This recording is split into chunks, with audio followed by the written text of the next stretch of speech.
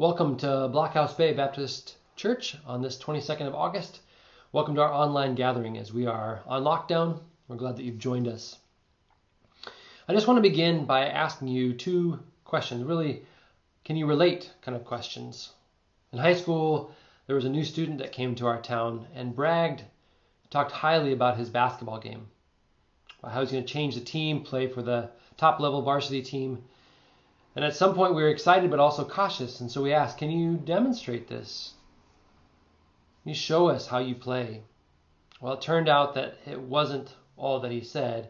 He didn't actually even make the JV, the second tier team. He didn't play at all. He wasn't as good as he said. And the demonstration, that practice and that tryouts proved that what he said was not true. Can you relate?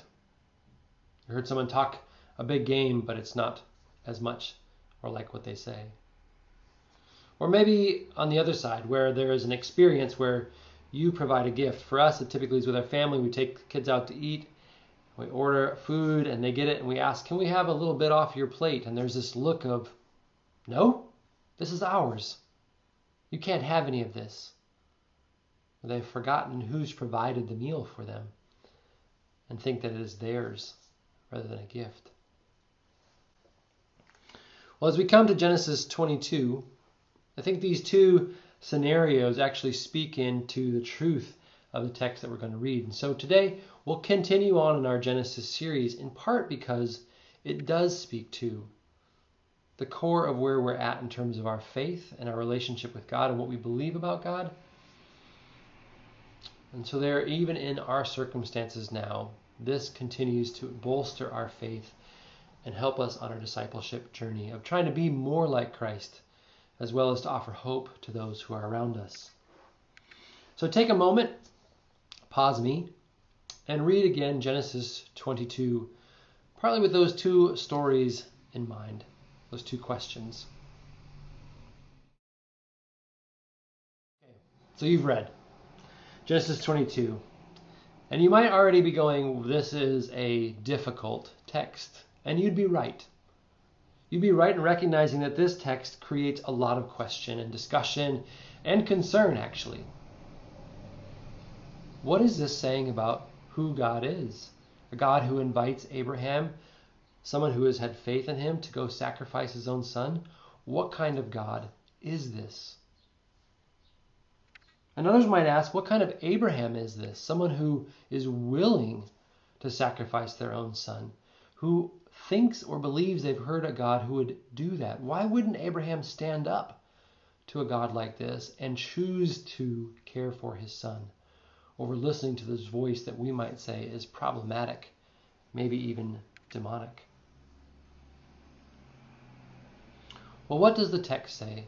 Again, that's where we need to go back to and say, how does the text describe this story? What is going on? And so we start with Genesis 22:1. This is how we are to understand it. Sometime later, God tested Abraham. And he said to him, Abraham, here I am, he replied. And God said, take your son, your only son, Isaac. Take your only son, whom you love, Isaac, and go to the region of Moriah. Sacrifice him there as a burnt offering on a mountain I will show you. This is a test. This is a test for Abraham. This is a test for Abraham that we get to observe, and not only us, but the people of Israel observed as a core understanding of what it means to be someone who interacts with God. Well, what's the test? Well, the test is something that I want you to jump into. God asks of Abraham, Abraham, I want you to take this son. The son, if you remember, was part of the promise that God had promised to Abraham, that he would provide a seed from his own flesh to flourish in order to make people as numerous as the stars of the skies, to inherit a land, to be benefited and to be blessed people in order to bless other people. This was the promise. And so here Abraham has a part of the promise right in front of his eyes. The son of his, the son who is his only son, which isn't totally true because he's got Ishmael, but the son that is in the way of God's plan. And it's the son whom Abraham loves. The test then becomes, Abraham, I've called you out of Haran. I've called you out of a place of security and of extended family and a place of comfortability that you know into a land you did not know on a promise backed up by a covenant. And now you have a part of this promise, and I want to ask you again, where is your trust? Where is your love? Where is your hope? For the test invites Abraham to give up the son he loves. This gift maybe that's like that meal that my kids have, that they are so concerned that is now theirs that they forget that it was a gift given to them. And Abraham has asked, are you willing to give up your rights to the gift that was a gift to you? Or have you put your arms around it and owned it like it is yours? And you are beginning to operate as if you think this is going to be yours to manipulate and to manage and maneuver, like you have done in our faith journey going up to this point. For if you were to read Genesis 12 to 22, there's a lot of up and downs in Abraham's faith journey. He succeeds and he fails. He trusts God and then he thinks of his own plans. And Abraham struggles, which is why I think he's such a good picture for us, because he demonstrates not only for us, but for the people of Israel and for all who are going to come to this journey of faith, that journey of faith is up and down and around and in and out. And it's complicated and it's full of difficult questions. And so God asks of Abraham, I want you to give up your son. Now the story is really quite strikingly simple, isn't it? There's not a lot of emotion to this. There's not a lot of description to this. It's stark in order, I think, for us to jump in and to ponder it and to feel it.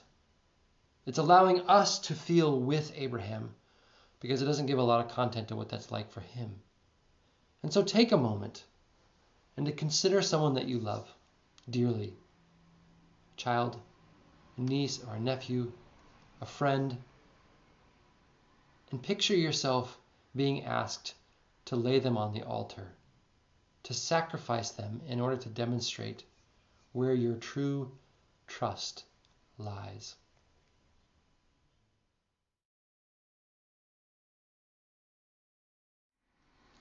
So Abraham says, here I am. And he takes his son and the wood and the fire, some servants, and they go to this place that God has said to go to. And there's some questions and there's some hints at faith. But Abraham gets to the place where God says, builds an altar, binds his son, and pulls out the knife to commit the sacrifice. And out of heaven, out of the air around, the Lord calls out to Abraham through an angel, Abraham, Abraham, here I am. Do not lay a hand on the boy, he said. Do not do anything to him. Now I know that you fear God, because you have not withheld from me your son, your only son. Now I know that you fear God. Abraham has become a demonstration of what it means to have true faith. To fear God is not to be afraid of him, not to only be in awe of him, but really to have a sense that I am to trust and obey. I am to believe what God says and do what he asks because he is God over all. And I need to be a person who recognizes his call in my life and to obey. And so Abraham demonstrates that trust by doing what God asks, believing in some way that God is able to continue to be true to his promises, and also revealing the true nature of who this God is. That a sacrifice of his own son is what he's asking for, but he's not asking for his death. He's asking for the willingness to give up his son. To lay him on the altar and say, he's not mine, he's yours. My plans for him are not mine, they're yours. And I want you to know that I trust your way rather than my thinking about how I'm going to manipulate and maneuver the life of my son for the way that I can understand how life works. And so God provides a ram, an alternative to sacrifice. And again, in that, Abraham is caught up in the promises, where by nature of his response of fear and obedience and trust, the promise is reaffirmed that God will provide flourishing, family, a land, and God's blessing because of Abraham's faithfulness, participation in God's call. So Abraham becomes a demonstration for us of a true believer, one who is faithful to God even when he's called to give up everything. And this becomes a demonstration or an illustration for the people of Israel. It becomes the people already at the beginning where God tests Israel, as they had gone into the land and didn't believe the 12 spies, right? The 10 said, no, we can't do this, and the 2 said yes. And so they go to the desert to be tested, to be purified, to move their motivation or their trust in the right direction, that God is the one that provides, not their own perception of reality. And Jesus then also is the illustration of true faithfulness, right? He steps out of heaven. He leaves what is most comfortable.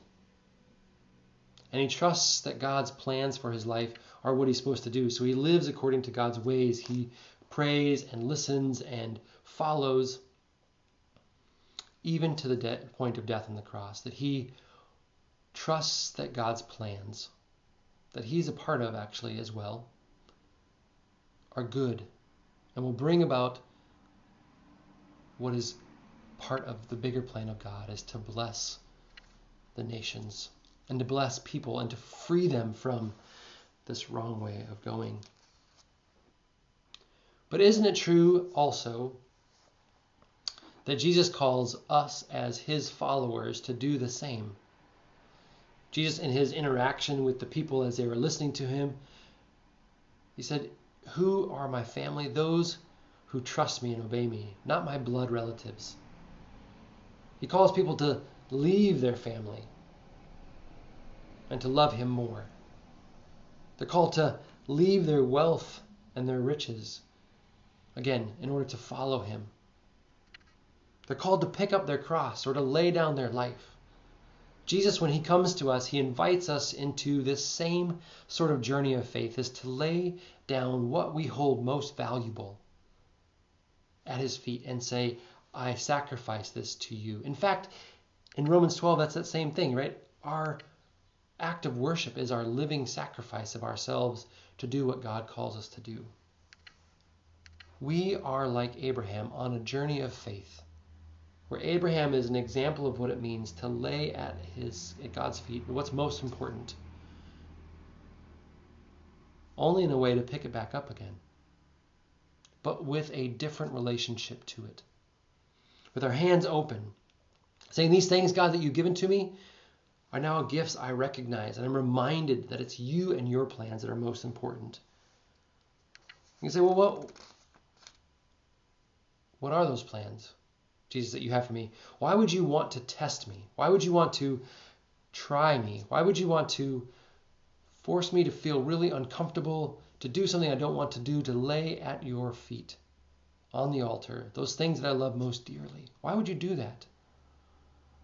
Because God's really invitation is that we would trust him most because he is the best. The gifts are gifts from him, but he wants us to have our trust most deeply rooted in him, because God has an interesting way of working in this world, in ways that we don't understand, in ways that are uncomfortable to us, in ways that often challenge our sensitivities and our sensibilities. He invites us to trust him most in order that we can hold the things that he's given to us with an open hand, to know that he may have different plans for them than we do. And what are his plans, though, for us, right? It's to truly love God most. Love God, love your neighbor. Those are the two commands. And how do we love our neighbor? Well, there's a sense that we are called to continue to show hospitality to those that we know and those that we do not. That we are continually giving of ourselves to the benefit of other people. That we continue to be prayerful for those who are lost. That we're seeking social justice for those who do not have. These are all things that are commanded by Jesus in the Bible. They are his clear teaching that we need to keep working on doing rather than thinking that what we have is our own. Now, we have a church full of people of different age ranges and experiences. So we must remember that God may be calling and challenging each of us in different places. And we could say for those who have been here a long time, they have given up. They have been on this journey of faith. And now they're retired and they say, I've got all this time. It's my time now because I've given my time. But think about Abraham. He was old and he was asked to give up his most benefit, blessing, important thing to him. And maybe as you have more time on your hands, the sacrifice is to lay time on the altar and say, what do you want me to do with this time for your kingdom come? For those of us who are near retiring, who have gained a nest egg, can now put it into the batch or the boat or whatever else, our friendships or our own comfort, are being asked to lay those things up on the altar and ask God, what do you want me to do with these gifts that you've given to me for your kingdom come? For those of us who have families,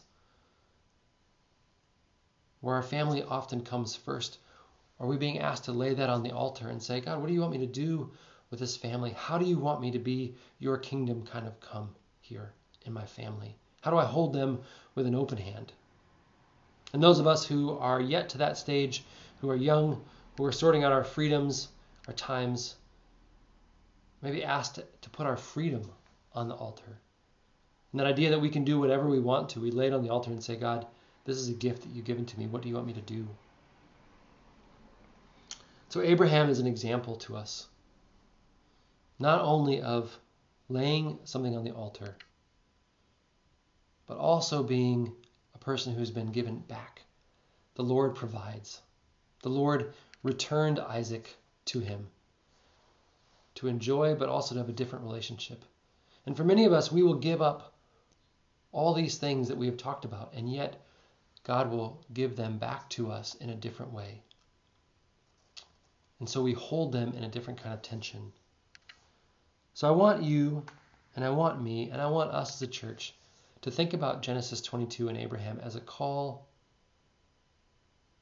to consider Jesus as someone we give our life to sacrifice all that we have at his feet, and to ask, Lord, what do you want me to do with this? Like Abraham, like Jesus, like Christians who have gone before us, like those who are around us, that you would invite each of us, each together, to ask that question, so that we can enjoy the provision of God, so that we can be people of faith who are celebrated like Abraham, so that in our faith we can live out a robust trust in God so that other people can feel it, because we live in this world differently, because our trust is put on God himself rather than the things that he's provided for us, and where our vision gets closed in, but that we see big.